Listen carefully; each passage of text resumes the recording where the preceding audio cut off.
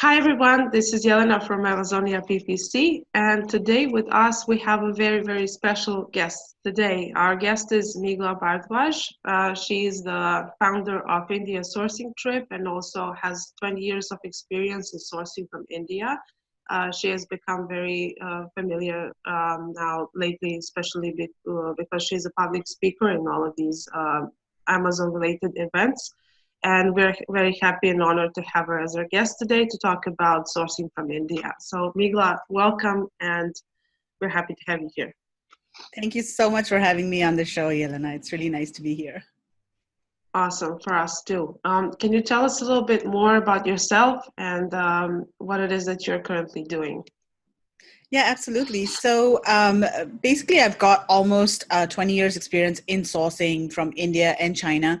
So I started my career in India working for a company called Global Sources. That's basically a marketplace. And then I moved to the Philippines. I worked there for 3 years. And then I moved to China, and I was based in China for about 10 years before moving to Singapore. I'm currently in Singapore, and I've been here for about 5 years.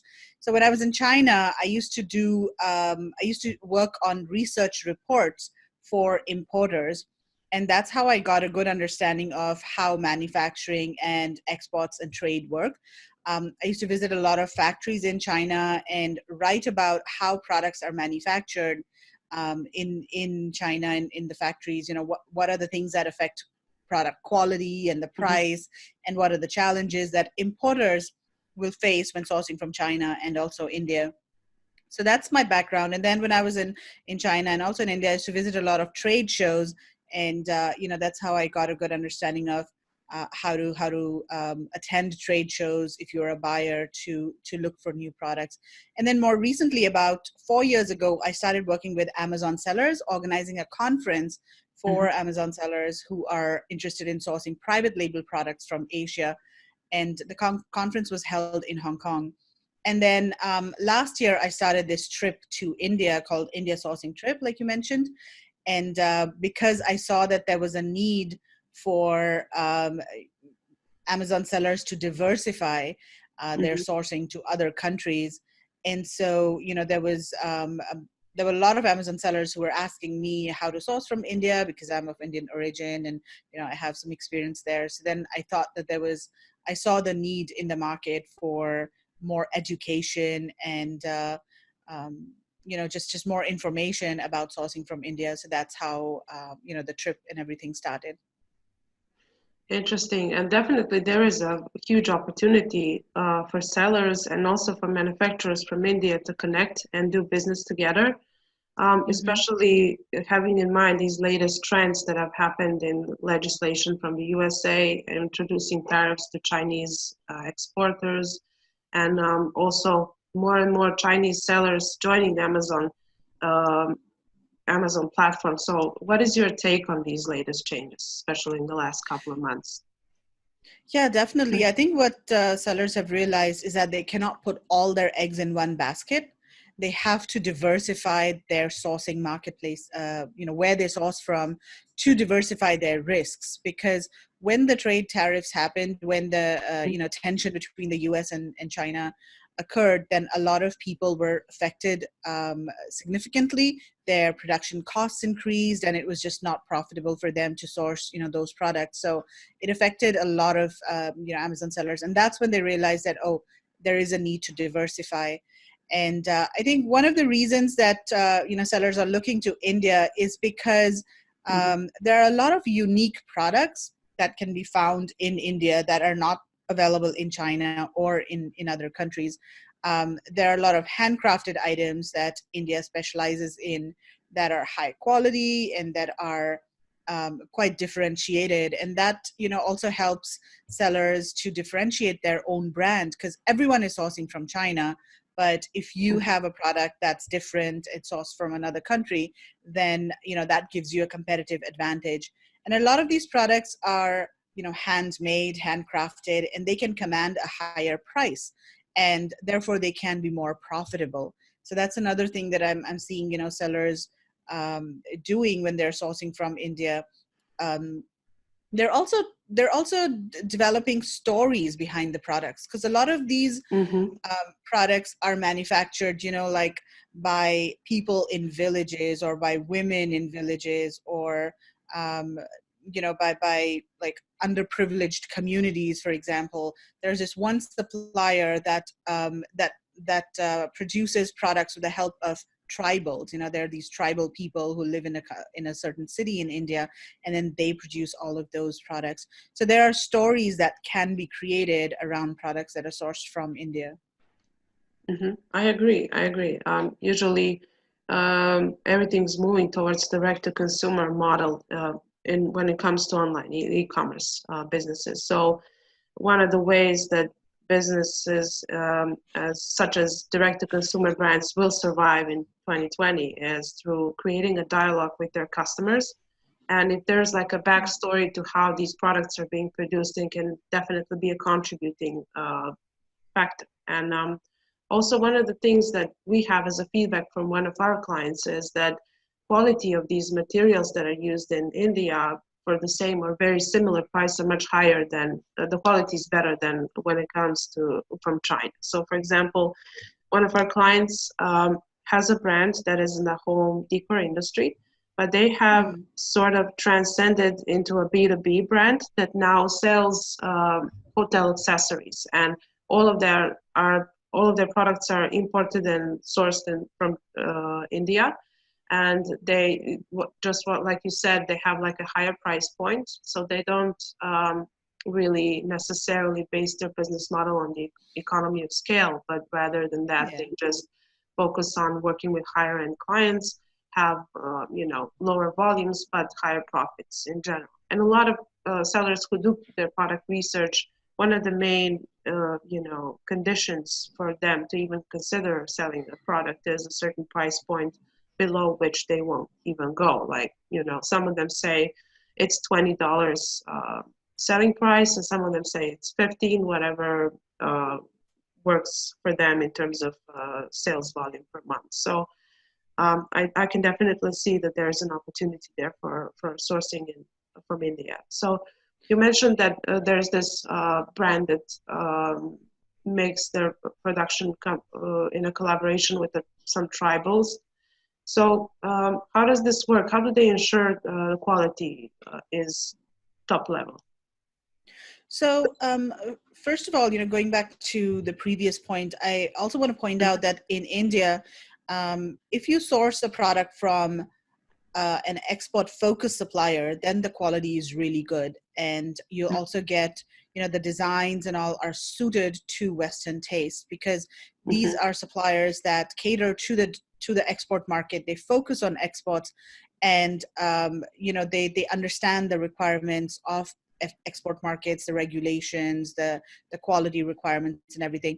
But there are also a large number of manufacturers in India that focus on the domestic market. And if you source from those types of suppliers, maybe the price would be lower, but the quality might not be that good. So that's something to keep in mind when you're sourcing from India. You want to make sure that you are sourcing from an export focused supplier that has experience in exports, for sure. Mm-hmm. And then, so talking about this specific company that works with tribals, so this company, what they do is they have their in-house staff that actually goes to the village where these tribals work, and there is like a community hall over there where Mm-hmm. people from these different families come, and they they paint products, or they polish, or whatever, they create the products there in that community hall. And then this supplier, they send their QC person there and their staff to explain to those tribal people like what exactly is needed, what is the design that needs to be made. They do all of that training, and then they do the QC and all themselves. So it's very different from how it works in a factory, where the workers are in-house and things like that. So this is, of course, this is not how all of the production is done in India. This is just one example that I gave that I thought is kind of a unique product and a unique brand story. Mm-hmm. I understand. So, Yeah. considering that they're various ways in which you can approach sourcing in India, depending on the size of your own brand, I guess, would be the starting point. There are differences in how do you approach production too. So when we're talking about export-focused suppliers, so how would we start finding them? Like, for example, what the best approach would be? Should we go to the India Mart website and look out for them there, or the best way would be to personally go to fairs? And just generally, what are the advantages of each approach and the downsides? So one of the first things that you can do is just do a Google search. So whatever product you're looking for, type in that product and then India manufacturer or India supplier, and you'll see a list of manufacturers, and usually they're the export focused suppliers that come up first. Most of their websites will not be updated with their latest products, but you will get some basic information about the company, who their customers are, and what kind of product categories they manufacture. So that's one thing. Then the other thing you could do is look on supplier directories such as Alibaba and Global Sources. So these are the two main export-focused directories where you'll find exporters. And so once you do a search on these directories, and you'll need to further refine your search results to search by country, to filter by country, and then select India, and then you will see India suppliers on those websites. Of course, the majority of suppliers on both of these websites are from China, but they do have suppliers from India as well. And in fact, both Alibaba and Global Sources have offices in India, and with active sales teams, and they're actually recruiting suppliers for their website. So you will find export-focused suppliers over there. Now, India Mart is a local marketplace. And the thing with India Mart is that there are a lot of suppliers that focus on the domestic market as well on India Mart. And in fact, India Mart's focus is mostly on domestic suppliers. It's not focused on export-focused suppliers like Global Sources and Alibaba.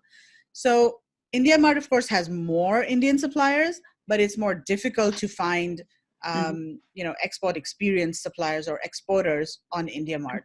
So you might have to search a bit more and dig a little deeper. And there are a lot of sourcing agents or trading companies and wholesalers on India Mart as well. So if possible, I would avoid India Mart. Focus on Global Sources and Alibaba.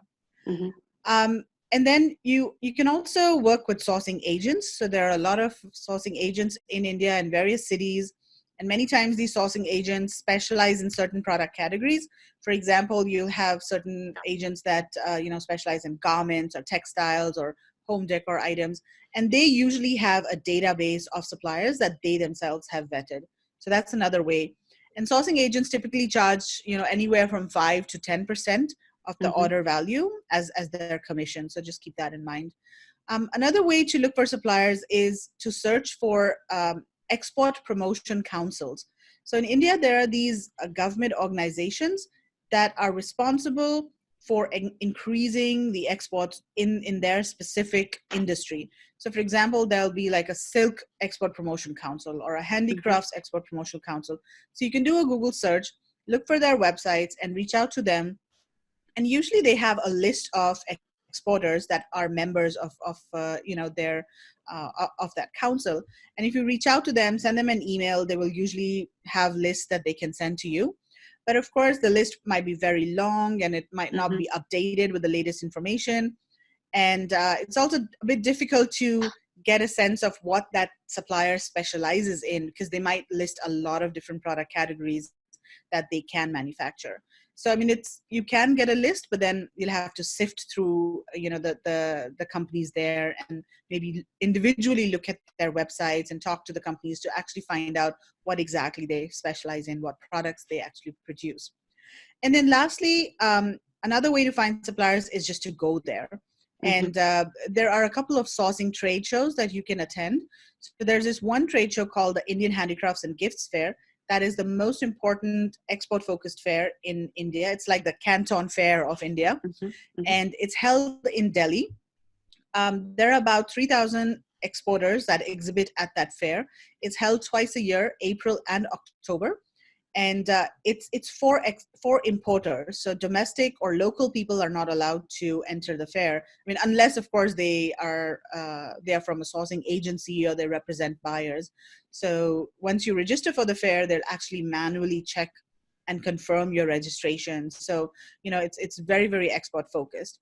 Mm-hmm. And so that's a very good way of meeting a lot of suppliers at the same time, seeing a ton of different products.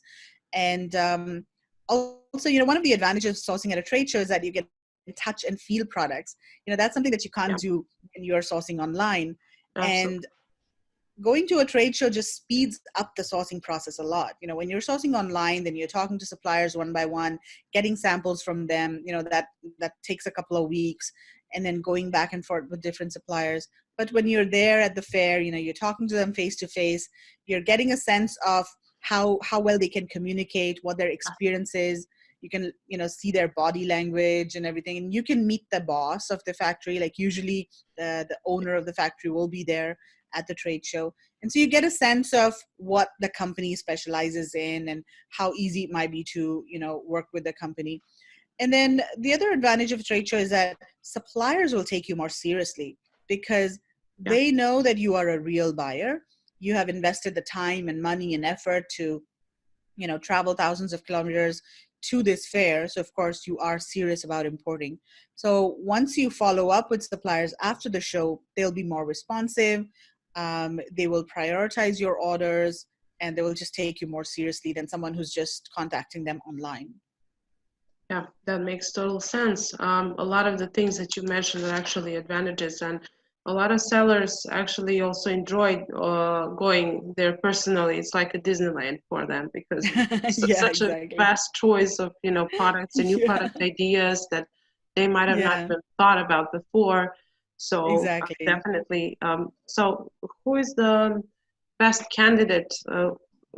You mentioned there's like 3 different ways in which you can source products from India. And it looks like it's not so difficult. At least it sounds to me that it's not that difficult, only if you have the right information. So, um, who is best what is the best way to start according to the size of sellers? Like, for example, if you don't have a huge need for big order quantities, then obviously it won't make a lot of sense to go there personally. But for bigger sellers, it won't make a lot of sense to lose time through, doing it all online and then uh, dealing with a lot of samples and communication online. So, what is your view about that? Yeah, so I think regardless of whether you're an experienced or new seller, it Mhm. makes sense to go there if you have the capital.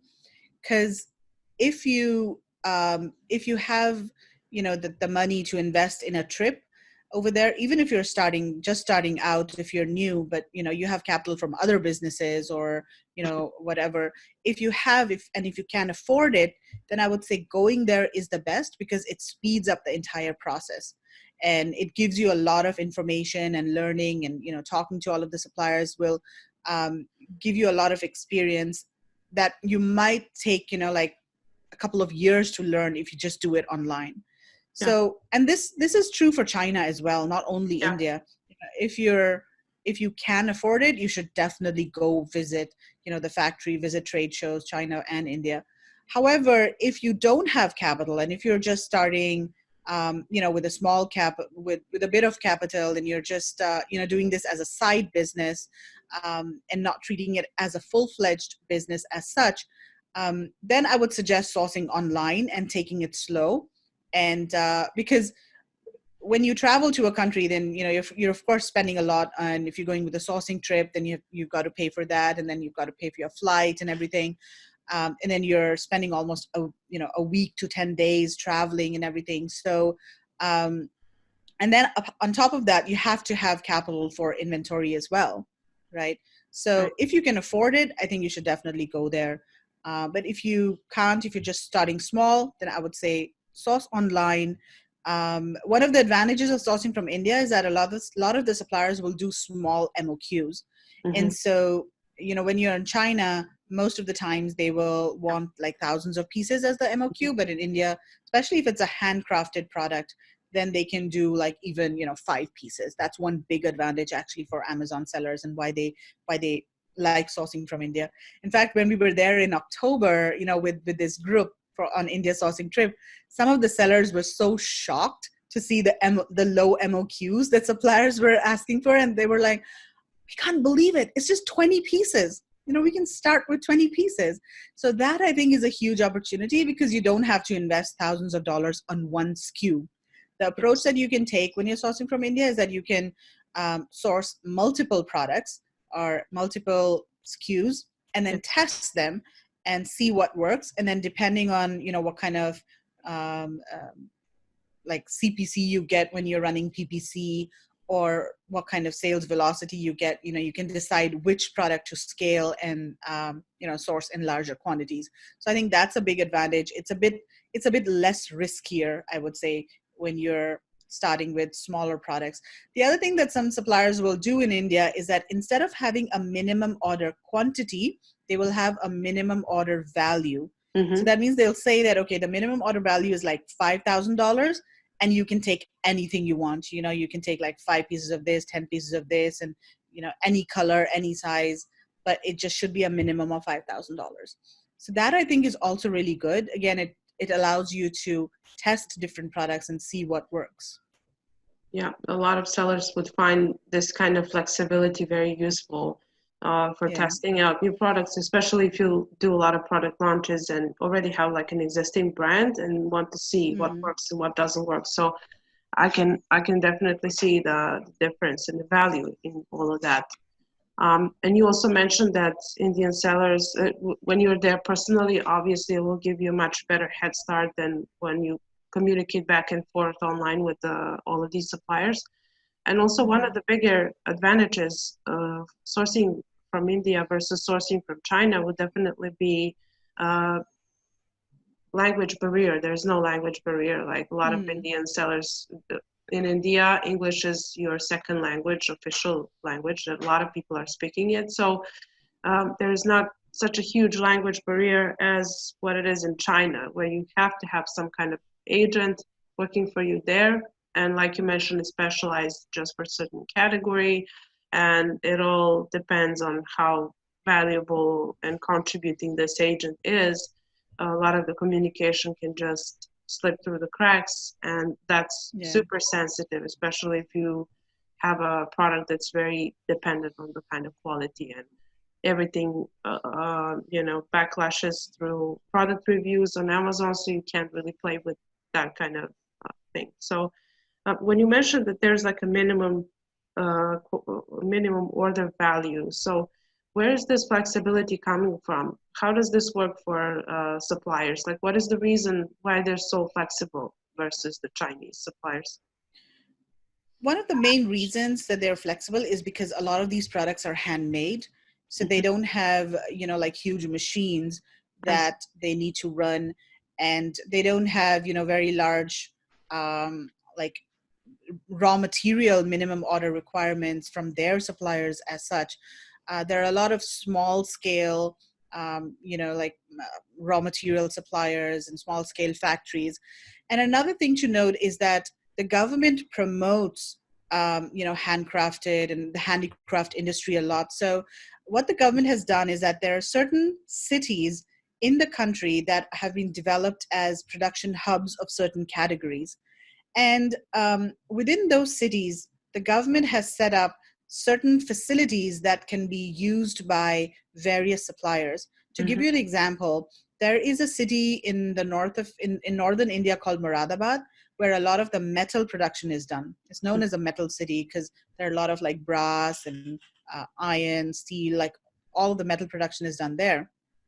However, a lot of the factories don't have casting facilities in house. So there is a common government run casting facility that any supplier can go and use. So they don't need to invest heavily, in-house casting facilities. So that's, an advantage. And then there are other things like, maybe like the polishing machines or certain other machines are also available in that facility that is run by the government. And that also allows suppliers to, be flexible in terms of minimum order quantities, because they don't have, first of all, they don't have to invest a lot in setting up their own machines. A lot of them do once they scale, and once they are bigger. There are a few factories in that city that do have casting in-house, but by and large, most of them just use the common facilities that are provided by the government. Mm-hmm. Interesting. Okay, so you mentioned that there's a city that is called the Metal City. I Yeah. also heard that when it comes to India, it's #1 world exporter of cotton. So that might obviously be one of the categories that are the most convenient for sourcing. So I guess the whole textile categories might fall onto that. And what other Yes. categories you might suggest that are best for sourcing from India? Yeah. So one of the biggest categories is home decor items, and most of these products are handcrafted. So they're wooden, metal kind of products. Another very fast growing category is eco-friendly products. And these are also doing very well on Amazon currently. Yeah. And I know a lot of sellers who are actually sourcing eco-friendly products from India and doing pretty well. So there are quite a few unique products in this category that India has developed. For example, there are these disposable plates that are made from sugarcane waste. It's known as bagasse. So that's a very, eco-friendly kind of material, because these plates are biodegradable, and they're not made of plastic or any of the other man-made kind of materials. And then when we were at the fair in October, we saw these rugs that were made from recycled PET bottles, plastic water bottles.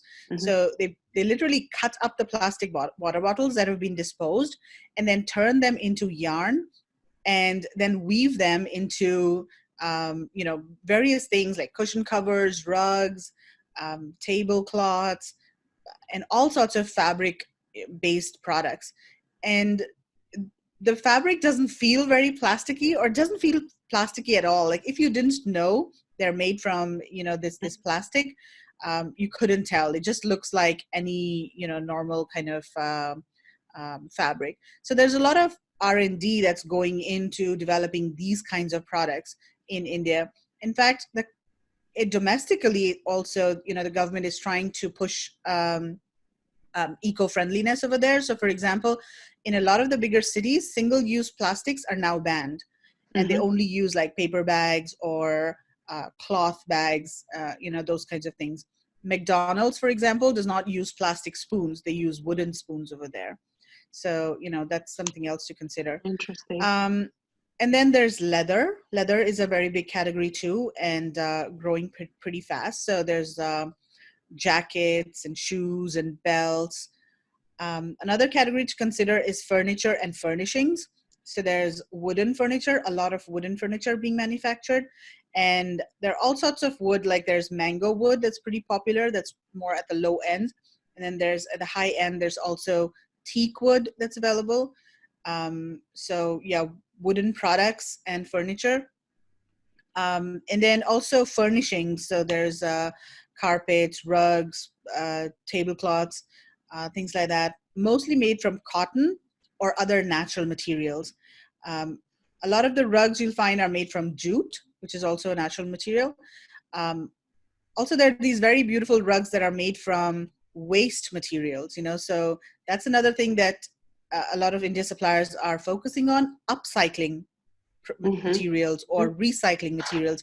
So these are basically waste fabrics that are disposed by factories, because these are apparel factories, like when they're cutting the fabric to make a garment, then there's a lot of fabric waste. So then all of this fabric waste is collected, and then it's woven into rugs and stuff like that. So that was very interesting. I thought there's this one company that I know of that actually makes bags from upcycled materials, like old tents or canvas or like old bags. So things that have been disposed of, they get those materials, they clean them, and then they make bags out of those materials. Again, it's good for the environment because they're upcycling products. Yes.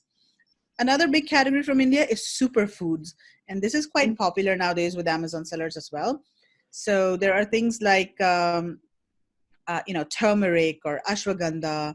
These Mm-hmm. are all herbs that are kind of very popular, and a lot of Amazon sellers are selling those products as well.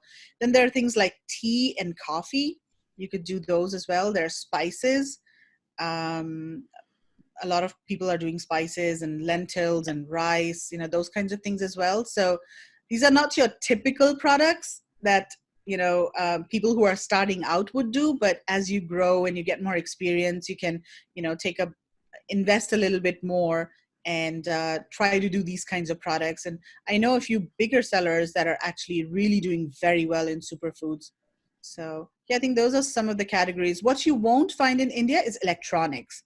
So Mm-hmm. that's a category that's not yet sourceable from India, but there are a lot of factories I'm seeing that are currently being set up. In fact, there are a lot of Chinese factories that are setting up their own factories in India because they want to cater to the domestic market. There's a huge, huge, huge domestic market for electronics, and most of the electronics factories currently are selling domestically.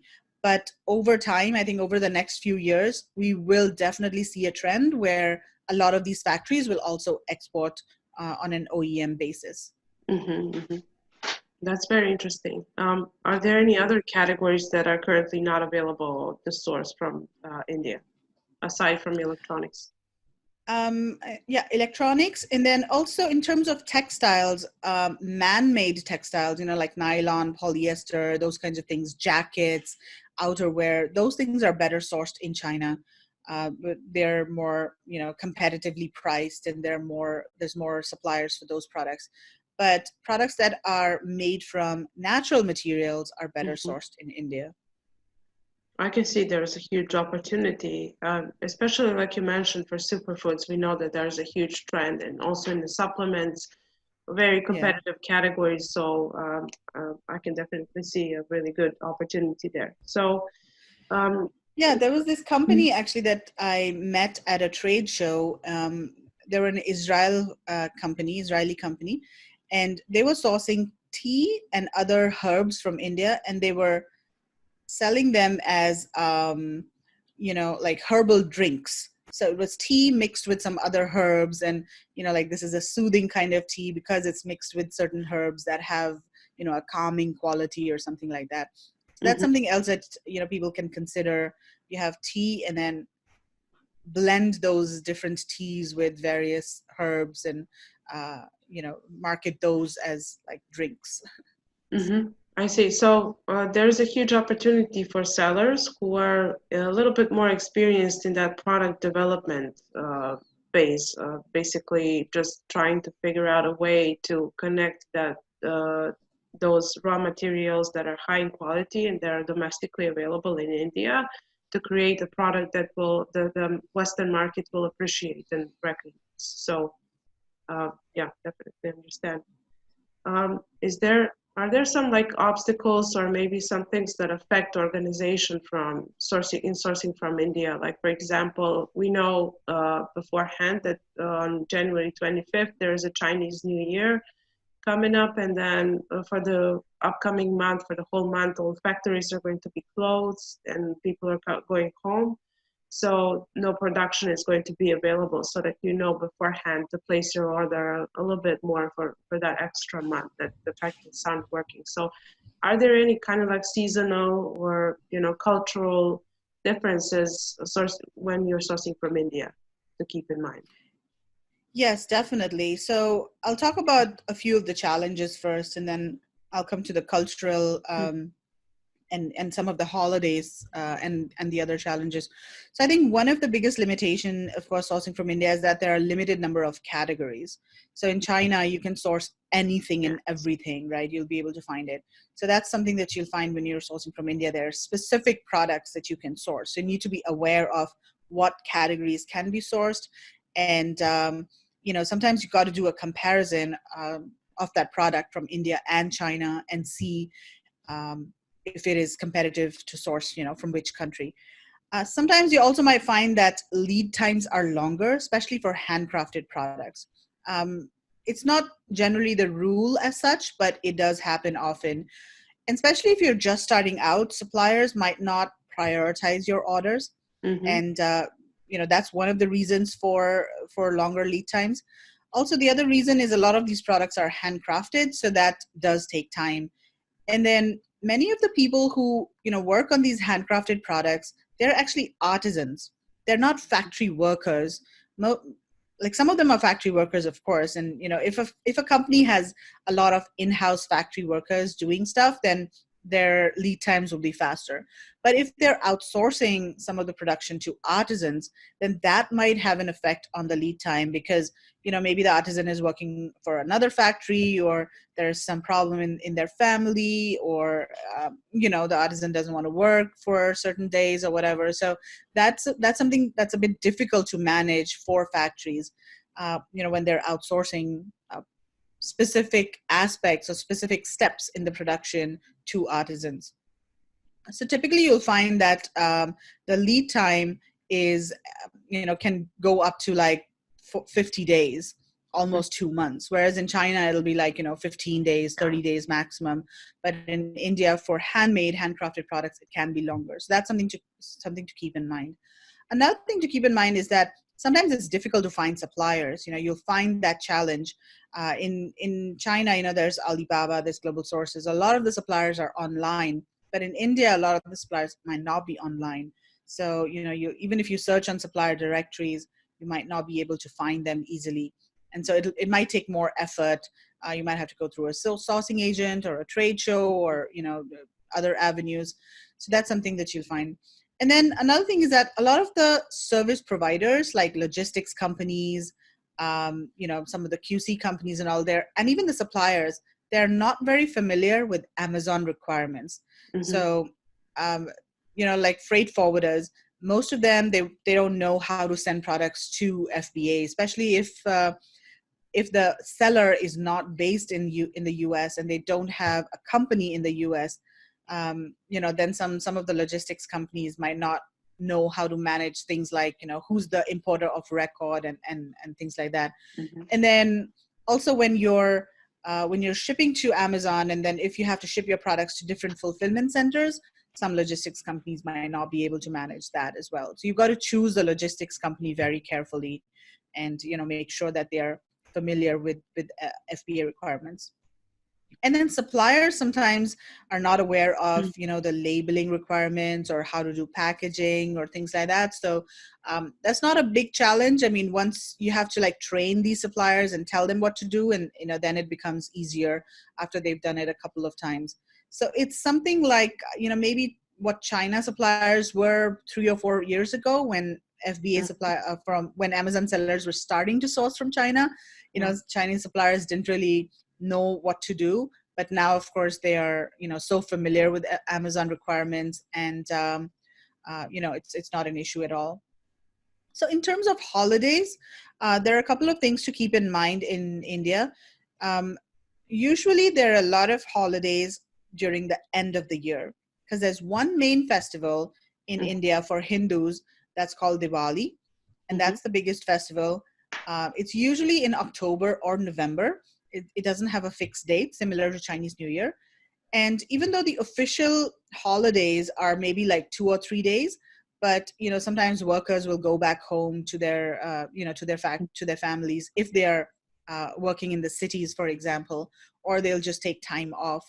So that's one time when you have to be a bit aware of. And then in India, there are a lot of holidays throughout the year. 1 day here, 2 days here, things like that. So for example, there are a lot of religions in India. There are Christians, Hindus, Muslims, and so there are holidays for all of the key festivals in each religion. So for Eid, it's a holiday. Then for Christmas and other Christian festivals, and for Hindu festivals. So that's something just to keep in mind. Another thing to keep in mind is that some cities have more of Muslim workers, for example, or a certain religion or a certain community of workers, and their traditions may be a little different. For example, this metal city that I was talking about, Moradabad, most of the artisans and workers there are Muslims. And so they prefer not to work on Fridays. And so some of the factories are actually closed on Friday, Saturday instead, or only Friday instead of Sunday. They work on Sundays, right? They're closed on Fridays. So those are little things that you need to be aware of. And then, yeah, again, if the city, if there are more Muslims in the city, then they will not take leave on Diwali, which is a Hindu festival, but Mm-hmm. it'll be for Eid. So just talk to your supplier and ask them when are the major festivals and when do they expect to have their workers going on leave or not being in the factory. So that's just something to keep in mind. Mm-hmm. um, Another thing that might disrupt production sometimes is the monsoon season. So Mm-hmm. during July, August, that's when there are heavy rains throughout the country, and the monsoon season actually starts from the southern part of India and it moves up towards the north. And so during that time, sometimes it becomes so bad that there's like extreme flooding in some cities, especially in major cities like Mumbai, which is a major port where a lot of the shipments, go out from. That city becomes very flooded, and sometimes it just comes to a standstill for a couple of days.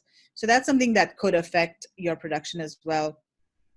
um, you know, of course, transportation problems, or maybe the roads are closed, so therefore your products can't go from the factory to the port, or it's just that maybe the factory itself is flooded, right? That also Right. happens sometimes as water in the factory floor, so your products might get affected. So that's something to keep in mind. Another little thing to keep in mind is that there are big regional differences in the country. So, for example, the northern part and also the northwestern part actually is more of a desert area. It's very hot. It's The state is called Rajasthan, Mm-hmm. um, and there's this specific technique of printing that's called block printing over there in Rajasthan. That's very popular. It's a very popular type of printing. However, this block printing works really well in hot summer months, but when it rains, then block printing does not work very really well. One, because it doesn't dry, and two, Mm-hmm. because the ink spreads a little bit in the cloth, in the fabric, and so it doesn't come out very sharp. So if you're doing block printing, you just have to be aware of that summer months are better for block printing rather than monsoon or winter months. Yeah. That's actually really, really huge pieces of advice that you shared with us. So basically, it comes down to really understanding that area geographically and also demographically in Mm-hmm. which you are doing your production, and also trying to avoid, if possible, the whole monsoon season, because if you can pre-order for and avoid these 2 months, during these 2 months, then there would be the approach that's the safest approach, basically, if possible. Yeah, yeah. It also depends on where your factory is, which city they are in. But Hmm. it's always good to know that this is an issue so that you can ask the factory, if it's going to be an issue for them. Yeah, and also a big piece of advice that the information that you gave us is that there is not like a coherent big one big culture inside of India, but more like diversified cultures, everyone living together. You just have to see which Yeah. part you need to pay attention to, and how to organize your business according to it. So that's Exactly. really In fact, important. in India, each state has its own language with a different Yeah. script. So I'm from North India. If I go to South of India, then I cannot read their language. I cannot understand what they're saying. And that is one reason why English is, like the Hmm. common language spoken by everyone, because it's the language that helps us communicate, with people from different states. So that's something to consider. It's a very diverse country with very different cultures and customs that differ from state to state. Okay, so definitely something to keep in mind. Um, when it comes to all of these differences and everything that needs to be taken into account when you're sourcing from India, then definitely it would be helpful to have some kind of agent or a guide or a host or someone who can help you understand what are the things to ask about. You don't have to know everything up front, but you at least have to know uh, what what is the types of information that you will need if you want to do business long term. So um, I wanted to talk about a little bit more about the India sourcing trip and how it came to be, and who is it helpful for, and what is it included in your sourcing trip, and just generally what kind of value can it bring to sellers who are looking to source from India. Absolutely. So let me talk about how it started. And one of the reasons it started was because of the trade war between China and the US. And at that time, I think it was 2 years ago or so, um, I was doing, I mean, I'm still doing the conference in Hong Kong, but when I was talking to sellers, they were looking for alternative markets. And some sellers were reaching out to me and asking if I knew any suppliers in India, and if I knew how it worked.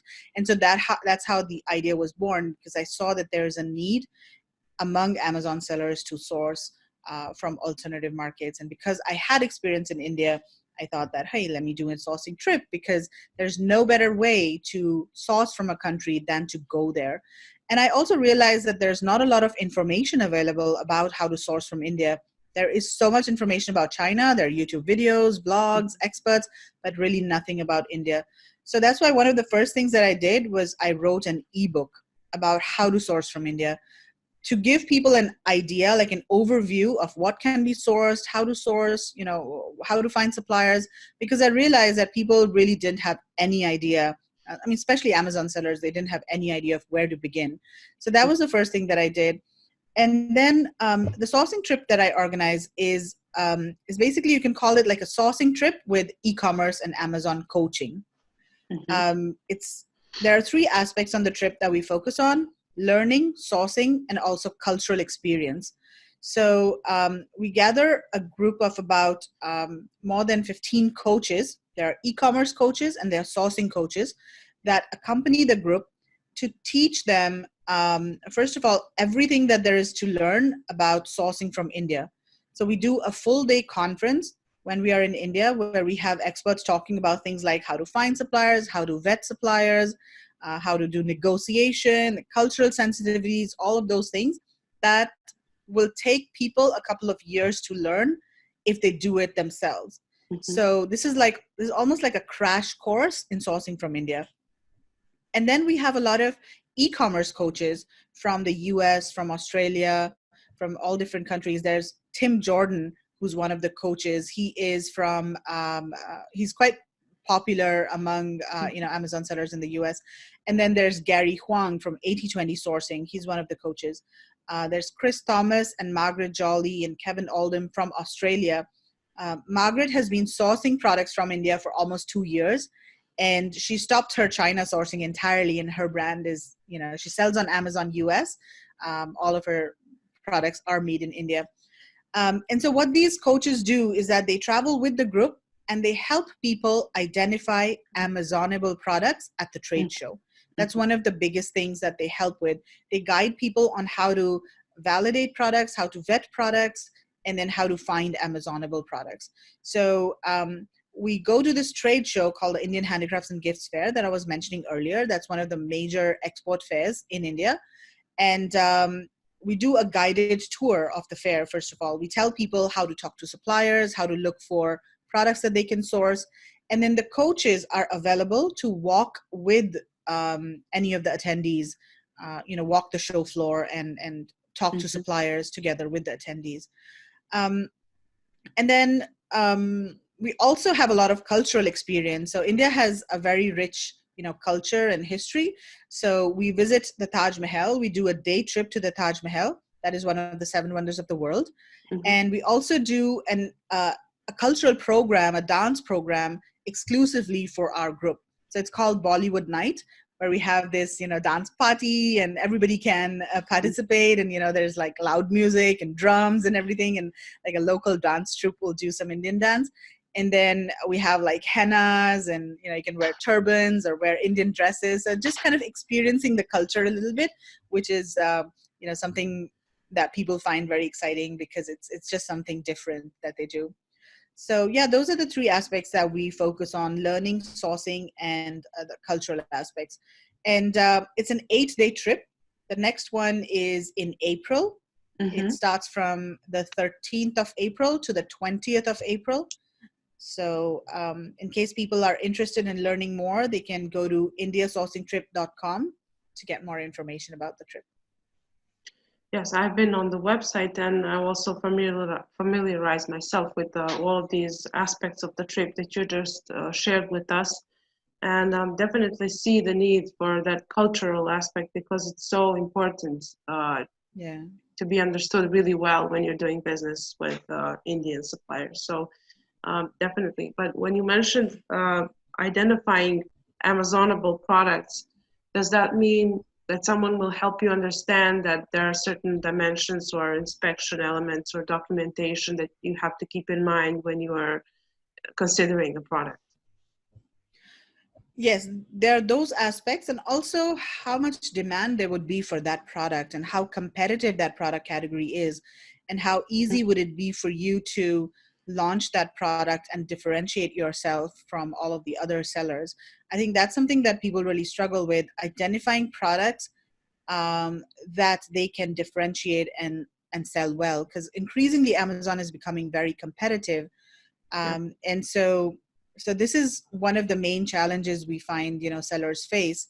They can't find profitable products to source, and so that's something that these e-commerce coaches are, more experienced with, because they themselves have been, helping other sellers for quite a few years, and they themselves have been selling products, so they know immediately, when they see a product, if it will sell or not. And also during the evenings, when we go to the trade shows, and during the evenings we usually have like mastermind sessions hmm, where we also do one-on-one coaching, and so people can actually, open up their computers, and then the coaches will go into helium 10 and do some, keyword research and product validation, and right then and there, they can kind of tell attendees if this is a good product or not. So I think that is a big help, getting access to all of these e-commerce coaches for 8 days, and being able to pick their brains and ask yeah, them questions. I think that in itself is, it covers the cost of the the investment that you do into the trip, because usually like these, experts and all, they charge a few $100s for their time. But when you're on a sourcing trip like this, whether in India or China, they are trapped. They can't yeah, go anywhere, they're with you for 8 days. exactly. So yeah, so I usually tell attendees that, make the most of this time that you have with these coaches, ask them questions, pick their brains, and just learn from them as much as possible. Yeah, that's definitely one of the advantages. And also, all these connections that you make with other participants are usually lifelong Yeah. friendships and collaborations, maybe business collaborations for them. Um, Yeah, absolutely. So we form a WhatsApp group and also a Facebook group of all the attendees, and the WhatsApp group stays active even after the trip. So if you have any questions, when you're back, you can always just post in the WhatsApp group, and some of the coaches or other attendees will help you. So you kind of get it like a support group, mhm, as well, after the trip. So it's not just during the trip. And in fact, we also do a lot of pre-trip webinars leading up to the trip. We do about 7 or 8 webinars before the trip. Some of them are to help you prepare, and others are to cover things like, if you're a newbie, we'll also go over things like Seller Central and how to set up your mhm, account, and things like that. And then we also cover things like product validation, product research, listing optimization. And then even after the trip, we'll do a couple of webinars, on basics of PPC, or how to do your photographs, how to do your copy, things like that. So yeah, it's almost like a course. You start a mhm. month before the trip, and then there's training during the trip, and then we do follow-ups and help you place orders and start putting your products up after the trip. And then after the trip, you also get a 1 hour coaching call, totally free, for with any of the coaches. So if you have any questions, you can just set up a call with any of them. That's the kind of opportunity that really, really didn't exist in the prior years before, especially if we're just focusing on the India suppliers, in the Indian suppliers. So definitely a huge opportunity for people. I can see that there's this certain demographic that might fit really well for the India sourcing trip. Like for example, if people want to have a change in their career and they have some savings, maybe they want to invest in a new business and be free from 9 to 5 perspective, they Yeah. might find this guided tour is really useful and really they won't even know how much value they will get because they don't know how painful it might be when you're doing it on your own. Yes, exactly. Like for example, when we first started out with our own brand, we had no guidance in terms of, like for example, quality insurance. So we had Yeah. quality issues with the stock that was already in Amazon FBA warehouse. So Mm. it was a mess. So I wish I had someone to tell me all these things and just predict what might happen and let me know so that I can be much more prepared. So definitely Yeah. see a lot of value there. Okay, so you mentioned that there's going to be an ebook that we'll share with viewers of this interview, and I'm going to share the link below below our video so that they can go there and download it and read all the basics of understanding what it means to source from India. And if there's any additional information, they can contact you directly. Would that be Definitely. awesome? Yeah, absolutely. So yeah, the ebook is at indiasourcingtrip.com/ebook. And I also have a Facebook group that where I'm quite active answering questions and doing live webinars every week. So just search for Sourcing from India for Amazon FBA and feel free to join the group. You can reach out to me on Messenger, on Facebook. And yeah, I'll be happy to help if anybody has any questions about sourcing from India. Okay, great. Meghla, thank you so much for being my guest and for sharing all this information. I personally learned so much from you in this session, and I also know that a lot of our audience, a big part of our audience, will consider sourcing from India and uh, benefit a lot of value from your ebook. So thank Thank you you so for, much for having me. okay, great. Bye-bye. Okay. Bye.